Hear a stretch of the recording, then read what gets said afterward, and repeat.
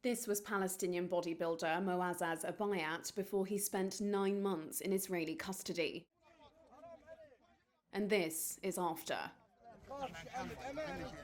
Obaiyat couldn't walk unaided after being released from incarceration in July. Then, in an October raid on his home, he was detained again. Before being rearrested, the 37-year-old father of 5 was diagnosed with severe PTSD by Bethlehem Psychiatric Hospital. Medical notes from the clinic in the occupied West Bank say his condition relates to his time at Israel's remote Ktzi'ot prison. The notes state that Obaiyat was subjected to, quote, physical and psychological violence and torture in prison, and described symptoms like severe anxiety, withdrawal from his family, and avoidance of discussion of traumatic events. Obaiyat spoke to Reuters from a hospital bed in July. الحياة في السجن منذ 7 أكتوبر. Life in jail since October 7th is a life that no human on earth can imagine in general, especially in the prison of Negev, which is like Guantanamo. It is like a prison in the Negev desert down in the bottom of Palestine on the map. This prison is isolated from the world. أقصى خارطة فلسطين تحت. هذا السجن معزول عن العالم.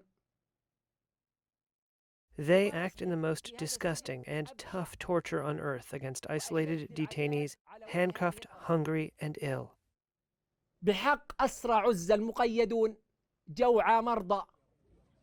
Alleged abuses and psychological harm in Israeli prisons and camps are in renewed focus as efforts by international mediators to secure a ceasefire ramped up in December. Any pause in fighting between Israel and Palestinian group Hamas in Gaza could see the release of thousands of inmates detained during the war and before, in return for Israeli hostages. For this story, Reuters spoke to 4 Palestinian men detained by Israel since the war's outbreak after the Hamas attacks of October 7, 2023. All were held for months, accused of affiliating with an illegal organisation and released without being formally charged or convicted of any crime. They describe lasting psychological scars due to abuses including beatings, sleep and food deprivation, and prolonged restraint in stress positions. Reuters could not independently verify the conditions in which they were held, but their accounts are consistent with multiple probes by human rights groups that report grave abuses of Palestinians in Israeli detention. Israel is currently investigating what the UN calls a, quote, particularly gruesome case of alleged sexual abuse at the country's Sedi Teman military detention camp. 5 soldiers are accused of anally penetrating a detainee with a rod that punctured his internal organs. Earlier this year, Israeli rights group B'Tselem released a report accusing Israel of deliberately turning the prison system into a, quote, network of torture camps, after collating evidence and testimony from 55 former Palestinian prisoners.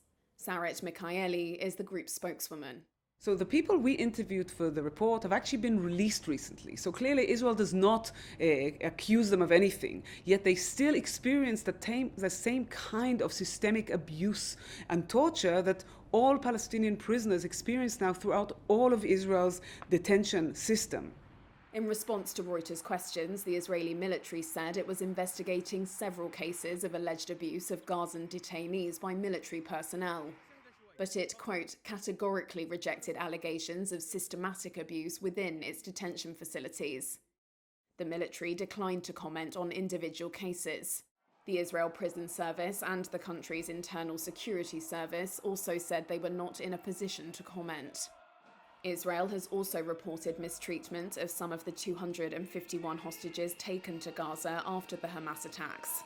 A December report by the Israeli Health Ministry said captives were subjected to torture, including sexual and psychological abuse. Hamas has repeatedly denied abusing hostages.